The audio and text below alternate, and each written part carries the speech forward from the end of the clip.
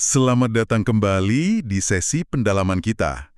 Kali ini kita nyelam lebih dalam nih ke bab 6 dari buku Million Dollar Consulting-nya Alan Weiss. Judulnya aja udah bikin penasaran ya.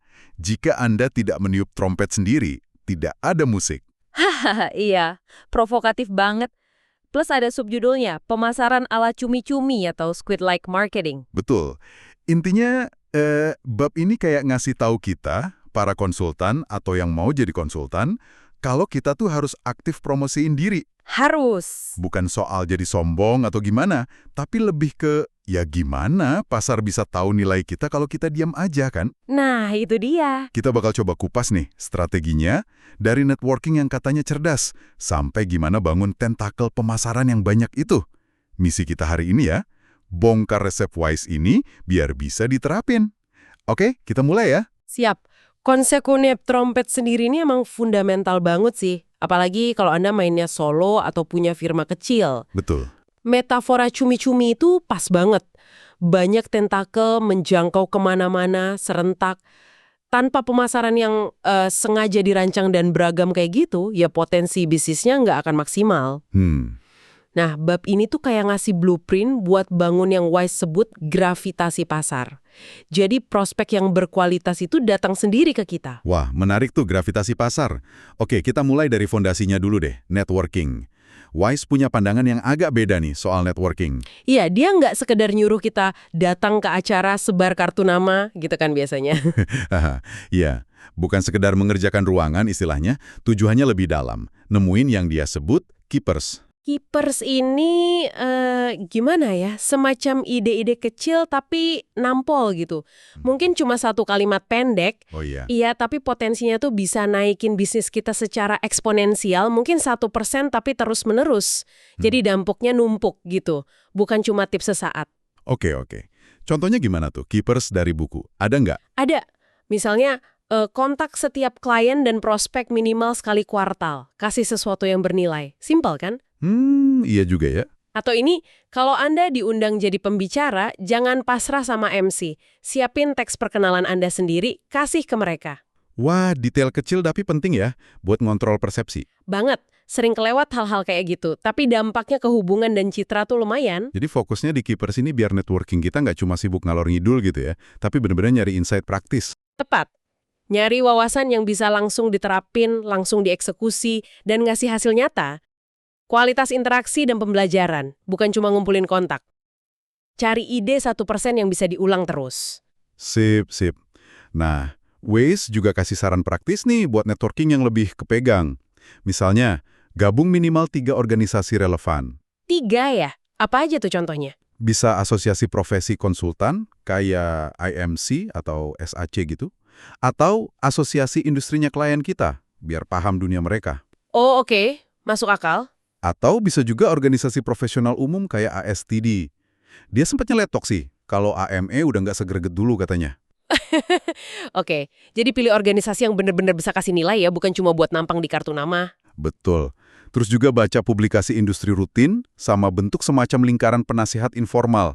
Kontak-kontak terpercaya gitu, buat diajak ngobrol, minta masukan jujur sebulan sekali. Bagus tuh idenya. Biar ada sparring partner buat mikir ya. Yap, intinya bangun fondasi networking yang strategis, bukan basa-basi. Oke, dari fondasi ini, baru deh kita bangun tentakel pemasaran ala cumi-cumi. Nah, ini dia metafora utamanya. Idenya, kita nyentuh pasar dari banyak sisi sekaligus. Salah satu tentakel yang kayaknya paling dia tekenin itu membangun kredibilitas lewat tulisan. Bener nggak? Bener banget. Ini kayaknya inti filosofi Wise deh. Dia percaya banget sama kekuatan kredibilitas yang dibangun lewat publikasi, nulis artikel di jurnal industri, majalah bisnis, atau media relevan lainnya. Kenapa itu penting banget? Karena itu memposisikan Anda sebagai ahli gitu, bukan cuma orang yang jualan jasa. Ada validasi pihak ketiga. Wise nyaranin mulai dari mana nih kalau mau nulis? Langsung ke media gede? Nggak juga. Dia saranin bertahap. Mulai aja dari publikasi lokal atau yang spesifik banget ke niche Anda. Bahkan yang gratisan pun nggak apa-apa di awal. Oh, oke. Terus, artikel itu dijadiin portofolio buat nargetin yang lebih gede. Dia cerita pengalamannya sendiri kan, dari artikel gratis tahun 69 sampai akhirnya bisa nembus New York Times tahun 79. Proses panjang. Wow, 10 tahun ya. Maraton berarti. Maraton. Nah, standar emasnya, kredibilitas tulisan ini, kata Wise, adalah nerbitin buku. Tapi harus lewat penerbit mayor yang komersial. Dia keras banget soal ini, paling nggak buat bangun kredibilitas awal. Kenapa harus penerbit mayor? Kenapa nggak self-publish aja? Lebih gampang kan? Nah, menurut dia, para economic buyer, pengambil keputusan yang pegang budget itu cenderung lebih skeptis sama buku self-published atau vanity press. Dianggapnya kurang ada filternya. Jadi ada semacam stempel kualitas gitu ya kalau dari penerbit besar? Betul, ada validasi eksternal yang kuat. Dan buku kayak gini katanya bisa buka pintu ke proyek-proyek gede banget. Dia kasih contoh kan, dapat kontrak ratusan ribu dolar cuma gara-gara eksekutif kunci baca bukunya. Gila juga ya dampaknya. Iya, ini nunjukin betapa pentingnya persepsi kredibilitas di mata economic buyer. Mereka tuh dibanjiri informasi, jadi mereka nyari sinyal kualitas. Buku dari penerbit mayor itu sinyal yang kuat banget. Ini bagian dari bangun market gravity tadi. Oke, selain tulisan, tentakel penting lainnya apa? Otoritas lisan ya, kayak ngomong di depan umum. Yap, berbicara di depan umum dan juga wawancara media. Jadi pembicara di konferensi atau acara industri itu langsung ngasih Anda panggung dan kredibilitas instan. Bisa jangkau banyak prospek sekaligus ya? Persis, dan dalam posisi sebagai ahli. Terus wawancara media, entah koran, majalah, bahkan publikasi internal klien, itu juga nguatin posisi Anda sebagai pemikir di bidang Anda. Ada validasi dari media itu sendiri. Dia ceritakan, wawancara di majalah internal Merck sama Consumers Power aja bisa jadi alat promosi yang efektif banget. Betul, jangan remehkan media internal juga. Oke, tentakel berikutnya. Manfaatin jaringan secara aktif. Ini beda sama networking awal tadi ya? Sedikit beda. Ini lebih ke secara sistematis minta referensi. Dari klien yang puas, dari kolega, bahkan dari dokter atau pengacara Anda, kata Wise. Haha, sampai segitunya ya? Iya, disiplin buat nambah daftar prospek dari referensi itu penting banget. Masuk akal sih. Referensi kan kuat banget ya di bisnis kepercayaan kayak gini. Banget. Terus, keanggotaan di asosiasi industrinya klien juga masuk sini. Biar dapat pemahaman mendalam dan kenal orang kuncinya. Nah, terus ada tentakel pendukung lainnya. Situs web misalnya.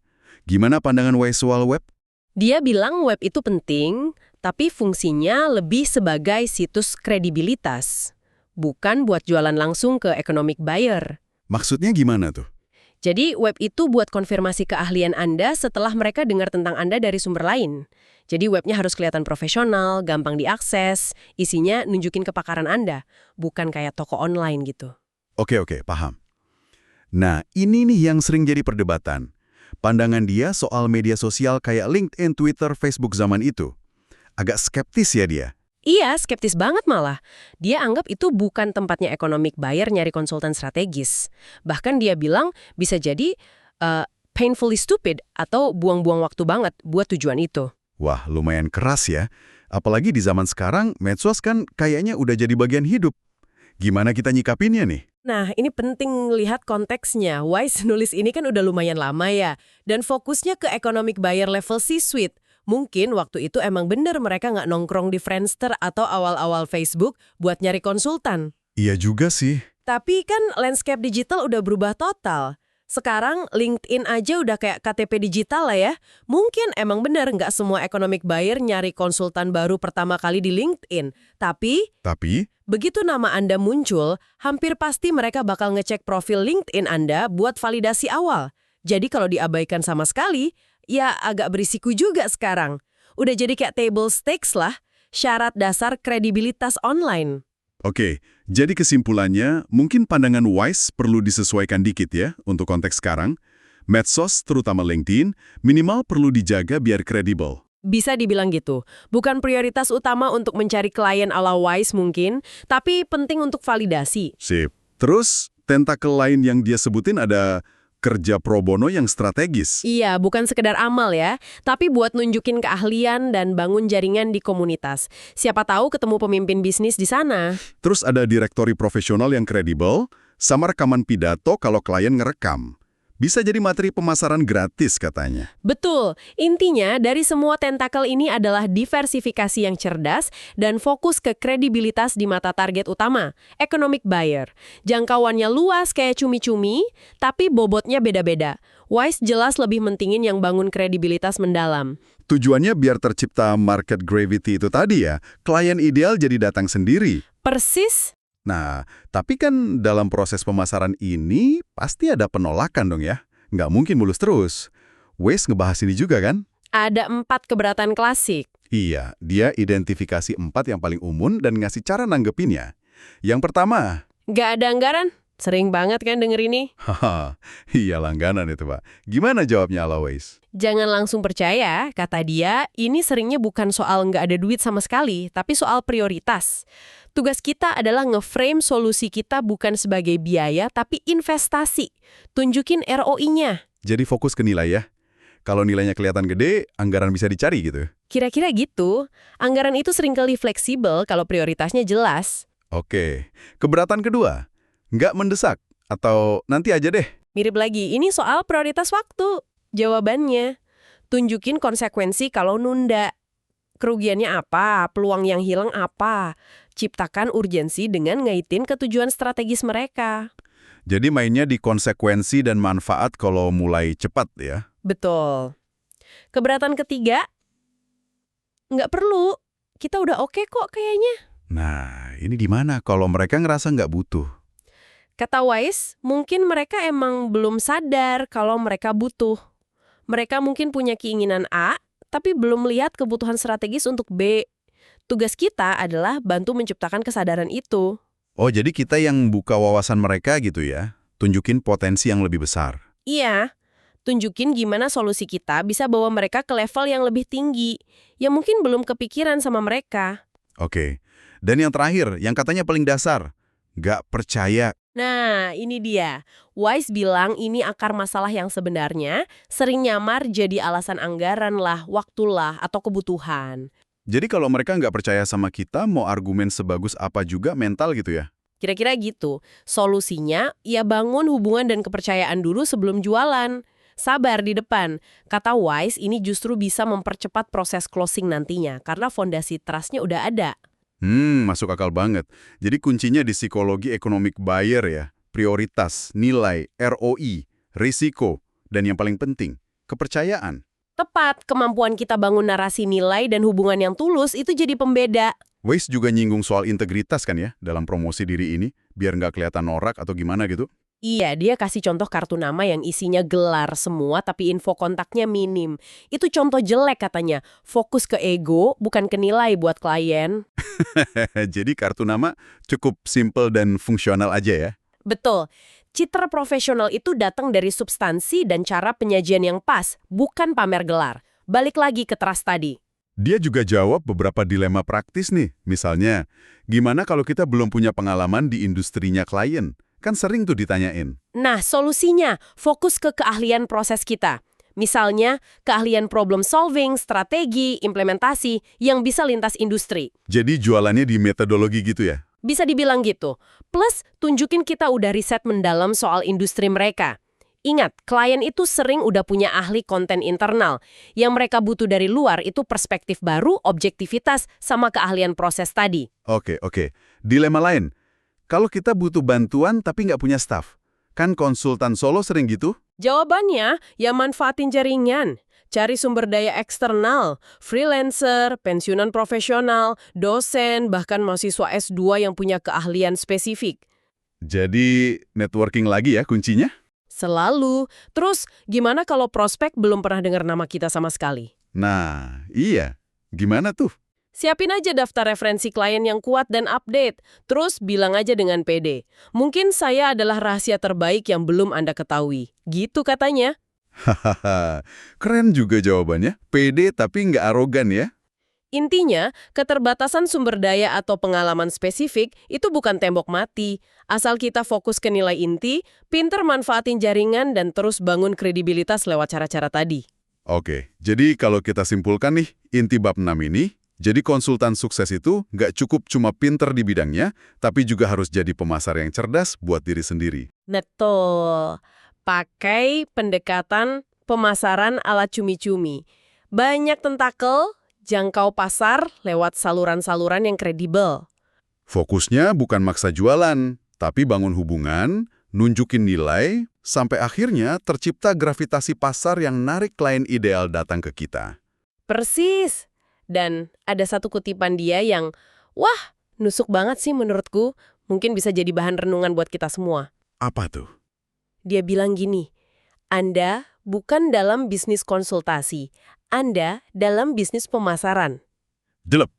Terus dia lanjutin lagi, keahlian konsultasi Anda mungkin udah cukup oke, tapi saya hampir jamin keahlian pemasaran Anda belum cukup oke buat terus-terusan dapat bisnis. Waduh, dalam banget ya pesannya. Banget. Ini kan langsung bikin kita mikir ya. Mikir apa nih? Ya mikir, kalau kita mau terapin prinsip peningkatan 1% berkelanjutan ala WISE ini, sebenarnya area mana sih yang paling butuh perhatian kita sekarang? Apakah ngasah terus skill teknis konsultasi kita, atau... Atau justru belajar dan ningkatin kemampuan kita buat memasarkan nilai yang kita punya itu, biar musik bisnis kita kedengeran terus. Pertanyaan bagus banget buat refleksi diri ya. Di mana fokus pengembangan kita selanjutnya biar dampaknya paling gede buat pertumbuhan bisnis kita. Sebuah pertanyaan strategis yang layak direnungkan. Oke deh, terima kasih banyak udah nemenin kita mengupas bab 6 ini. Semoga obrolan kita bermanfaat ya. Sampai jumpa di pendalaman berikutnya.